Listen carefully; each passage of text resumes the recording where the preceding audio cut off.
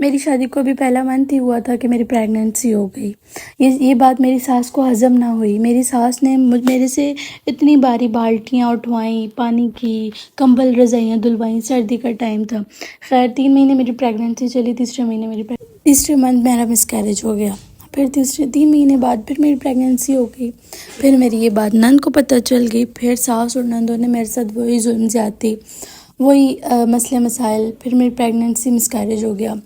اب میں کتنی بھی کوشش کروں تو میری پریگننسی نہیں ہو سکتی، کیونکہ میرا بلڈ او نیگیٹو تھا۔ ہمارے اتنے حالات نہیں تھے کہ ہم انجیکشن لگوا سکتے۔ او نیگیٹو جب بھی مس کیریج ہو یا کوئی بچہ ہوتا ہے تو انجیکشن لگانا ضروری ہوتا ہے، اور ہمارے پاس اتنے وسائل نہیں تھے کہ ہم انجیکشن نہیں لگا پائے۔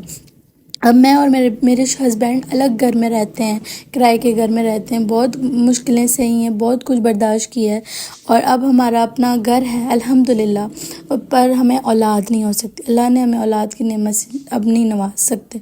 آپ لوگ سب ہمارے لیے دعا کریے گا کہ اللہ پاک ہمیں نیک صالح اولاد دے، اور اللہ پاک ایسے درندوں سے بچائے۔